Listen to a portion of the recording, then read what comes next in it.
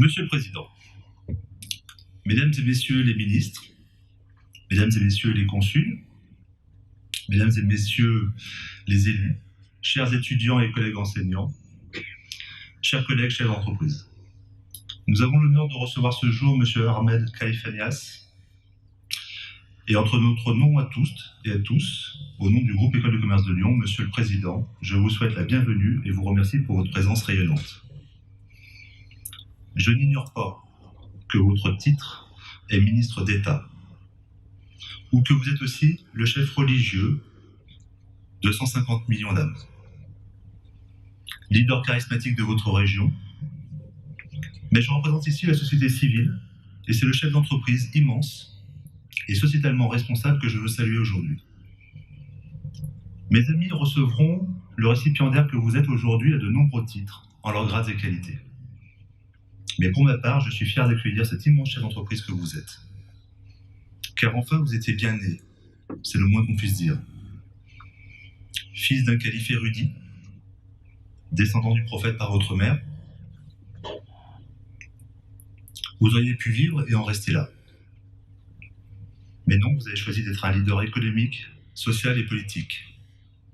Et vous avez choisi ce soir d'être un leader écologiste. Ce soir, en fait, non, puisque cela fait 20 ans que vous êtes engagé dans votre fondation agricole pour nourrir les plus démunis et paysager les villes africaines. C'est ce dernier point qui me fait réagir ce soir et vous marquer mon profond respect. Vous auriez pu être milliardaire, mais non, vous avez choisi de nourrir vos frères en humanité. Vous auriez pu être simple paysan, ce qui pour moi est la plus noble des professions, mais non, vous choisissez aujourd'hui de l'être à une échelle planétaire et de préserver demain. C'est le sens de votre engagement ce soir, aux côtés de Madame la Ministre Corinne Lepage, préserver la planète que nous léguerons tous et toutes aux générations futures. Monsieur le Président, recevez aujourd'hui par ma bien modeste personne la marque de respect, d'estime et d'admiration du monde économique. Vous êtes arrivé à Lyon avec la dignité de ministre d'État. Que ne serez-vous demain, chers frères en humanité? Vous éclairez notre chemin et vos actions nous sont un guide. À ce titre-là, je vais laisser la parole à mes nombreux confrères qui vont vouloir témoigner en fonction de leur grade et qualité. Vous allez recevoir plusieurs prix aujourd'hui, mais je veux renouveler mon estime personnelle et le soutien de l'École de commerce de Lyon à vos actions, notamment aux actions en matière environnementale et sociétale. C'est en tant qu'adjoint au maire du 6e arrondissement, délégué à la culture et au patrimoine, que je prends la parole devant vous cet après-midi. Nous honorons aujourd'hui le citoyen d'un grand et beau pays qui, depuis des décennies, est pour nous un exemple de richesse culturelle. Donc vous le voyez, c'est un symbole de notre monnaie, franc CFA. Mais il y a également l'art africain que vous pourrez fièrement afficher dans votre monnaie. Très bien. Merci beaucoup, monsieur le ministre. Vous portez sur vos épaules une part forte de l'histoire de l'Afrique de l'Ouest. J'ai dit que vous étiez un aristocrate, mais dans mon esprit, l'aristocratie, ça n'est pas simplement le fait d'avoir derrière soi une lignée qui s'est fait connaître par des grands actes, c'est aussi celui d'avoir apporté sa propre pierre à la construction de cette lignée. Et c'est ce que vous avez fait et vous continuez à faire de façon remarquable et brillante. Vous représentez cette part du monde musulman qui pèse d'un grand poids, qui joue un grand rôle et entre les mains duquel se trouve l'avenir de cette religion. Et je ne doute pas que votre pays a besoin de toutes ses forces et notamment a besoin d'une personnalité comme vous qui représentez si puissamment à la fois le cœur même de ce que pense le peuple sénégalais et avec lui le peuple africain dans leurs aspirations profondes, dans un moment où il y a à la fois de grandes difficultés, de grandes menaces, mais aussi d'immenses espoirs qui nous laissent à penser que l'Afrique est le continent de demain. Et on voudrait que ce soit le continent d'aujourd'hui. Et il faut que ces dirigeants, il faut que ces élites fassent en sorte, dans tout l'ensemble du continent, que l'Afrique soit bien le continent de demain le plus tôt possible. Voilà toutes sortes de raisons qui font que l'école de commerce, dans sa sagesse, a pensé que ce serait un honneur pour nous que vous acceptiez le diplôme de docteur honoris causa. Les idées sont peut-être plus importantes qu'avant. Et les individus peuvent devenir, parfois quand ils sont à la bonne place, au bon endroit, des agents, des acteurs des relations internationales. Et je crois que vous faites partie, vous, de ces quelques hommes qui ont eu la chance, le talent, le mérite, pour toute une série de raisons qu'il faudrait analyser, de pouvoir être à côté des États. Alors, je crois que vous, en raison de ce que vous êtes, vous pouvez jouer, vous avez joué un rôle, vous pouvez jouer un rôle. Parce qu'on l'a dit, vous êtes un grand chef d'entreprise, c'est une partie de l'homme mosaïque que vous êtes. Vous faites le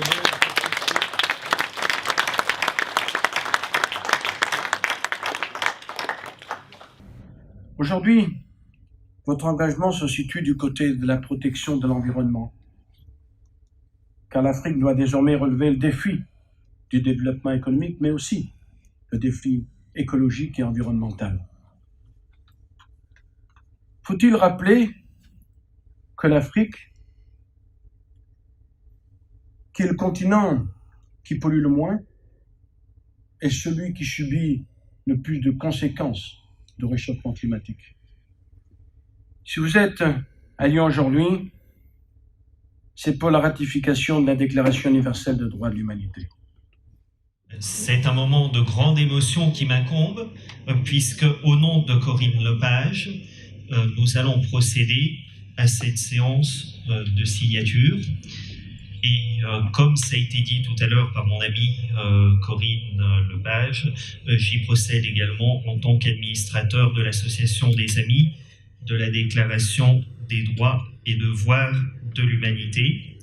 C'est un texte qui honore, c'est un texte qui engage et c'est un texte sur lequel nous comptons désormais sur tout le pouvoir et toute la pertinence de M. Ahmed Khalifa Niasse pour l'incarner, puisque par sa signature, il en deviendra lui-même ambassadeur et représentant légitime pour emporter la pertinence sur le sol africain et sur le sol sénégalais.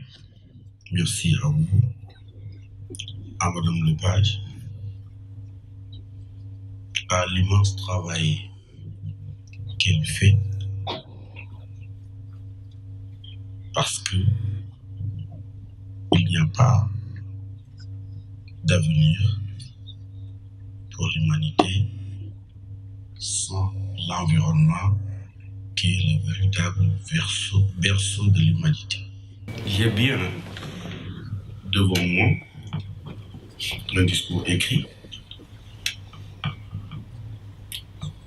Il peut m'arriver d'en sortir, d'improviser, parce que quand on improvise, on fait parler le cœur. Monsieur le Président et cher ami Hervé Diaz,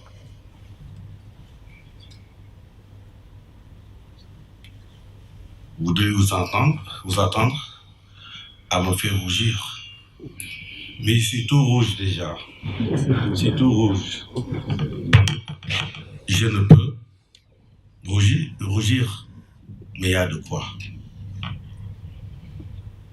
Cet honneur qui est fait à mes devanciers,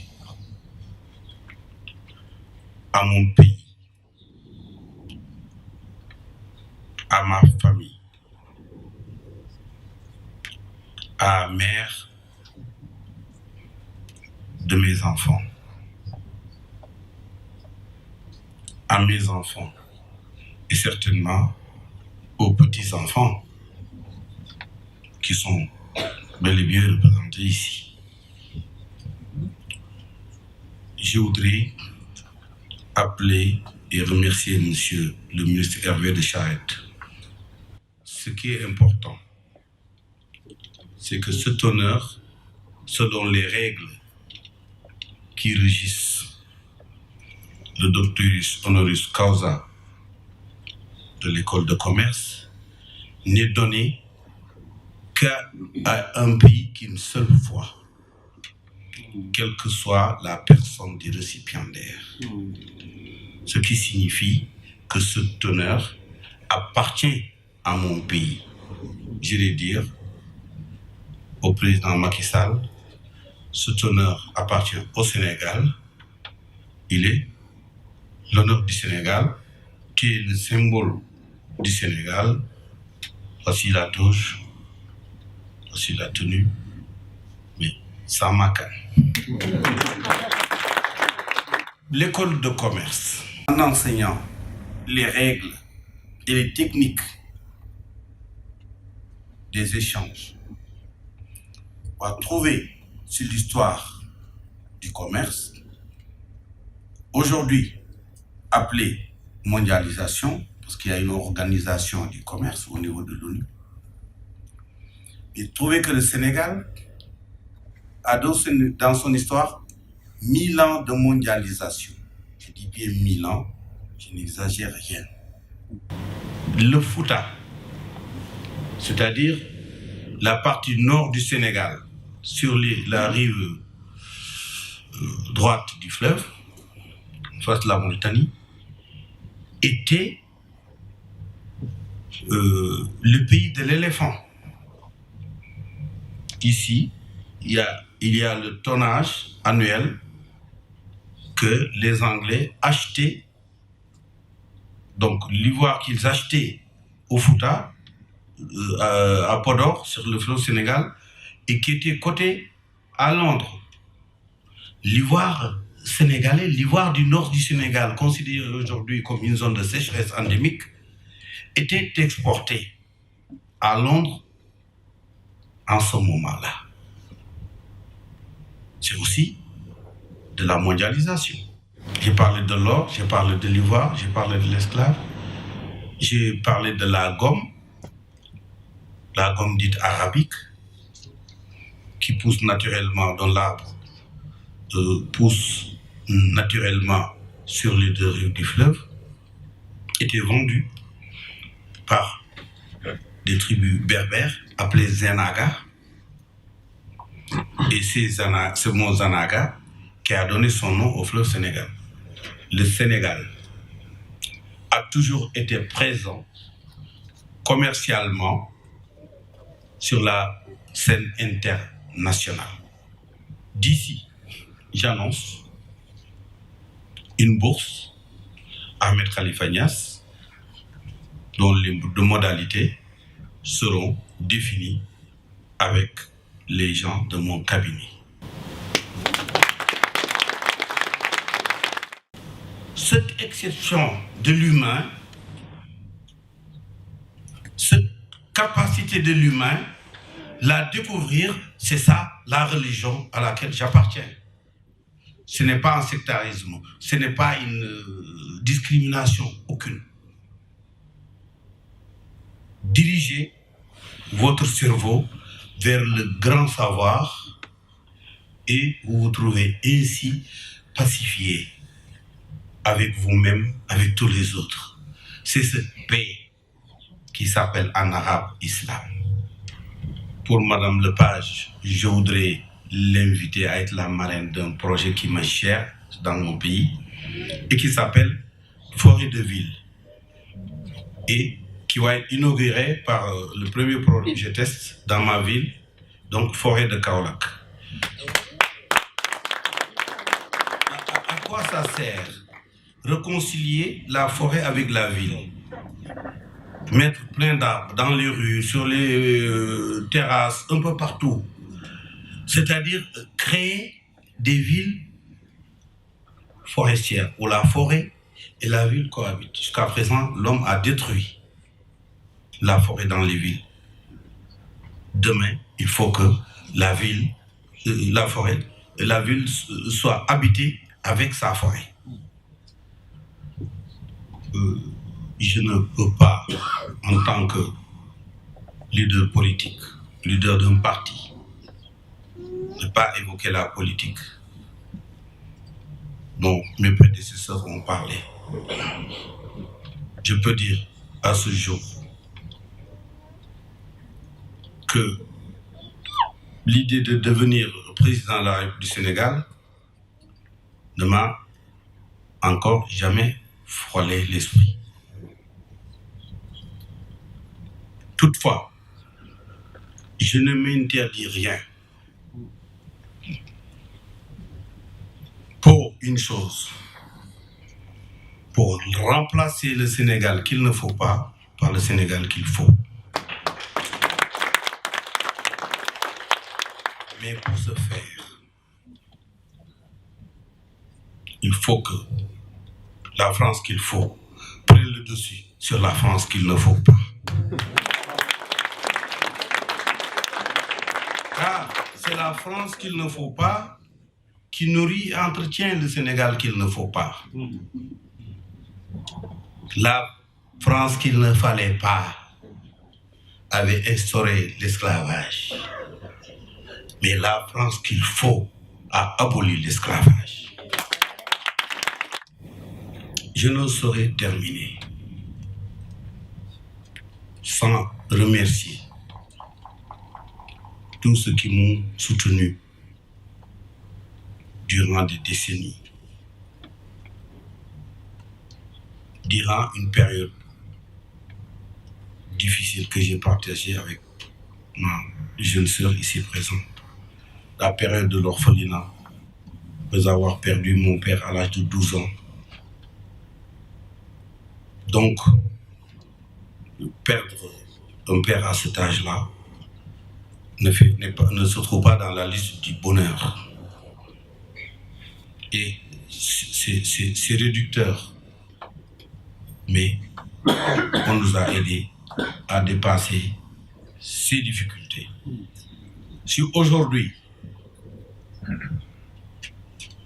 cet infime honneur qu'est le docteur honoris causa nous a été donné par ces brillants académiciens, les immigrés ont eu des droits chez eux. Ils étaient tranquilles chez eux. Ils ont perdu quelque chose dans le terme de l'échange. Quelqu'un qui a produit le cacao veut venir goûter au chocolat. On lui dit non, il ne faut pas venir. On t'achète la fève à bas prix, mais le chocolat c'est pour les Suisses. Non, ils veulent aussi un peu de chocolat, comprenez-le. Comprenez-les. Je vais décrire c'est quoi le Sénégal qu'il ne faut pas. Imaginez aujourd'hui que la France, riche en vignobles, exporte sa vigne brute en Chine et lui achète du vin et même du jus de raisin. Imaginez que la France, riche de son lait, exporte le lait cru à l'Inde et lui achète des fromages et du beurre. Que serait la France s'il était ici? Aujourd'hui, le Sénégal produit de l'arachide qu'ils vendent aux Chinois pour leur racheter l'huile. Le kilo d'arachide est acheté et vendu par le paysan, le producteur, le 10e de son prix. Pourquoi pas 9 fois le 10e de son prix? Le Sénégal qu'il faut, c'est le Sénégal qui crée tous les sous-produits de son arachide, l'huile, le tourteau, le charbon, et qui vit de cette plus-value. Nous voulons, c'est ça, être traité en vis-à-vis, en partenaire, le vrai partenariat entre la France et nous. C'est que nous puissions aussi tirer le meilleur de nos produits agricoles, halieutiques, touristiques et autres. Je crois que les législateurs européens, français et européens, devront faire une législation contre la corruption en Afrique. Il y a une corruption ambiante que tout le monde connaît, elle est partout. Mais il y a une corruption forcée. Il arrive que des corrupteurs rentrent dans le bureau d'un chef d'État avec une mallette, une malle carrément, avec un document qui ne devait jamais être soumis en signature. Et il y a des chefs d'État qui ont refusé, mais qui se sont vus menacés. Ou tu prends la mallette et tu es en paix, ou tu rejettes la mallette, tu perds le pouvoir. Ça doit cesser. Comme le mal vient d'ici, c'est ici qu'il faut faire la législation qu'il faut, comme c'est le cas pour le tourisme pédophile.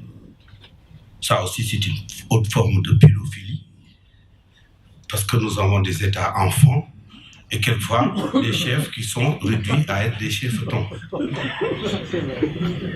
C'est cela le Sénégal qu'il faut. Je suis prêt à m'assumer, à prendre mes responsabilités pour l'avènement du Sénégal qu'il faut. Je voudrais que le Sénégal qu'il faut soit l'avenir des Sénégalais. Mille merci.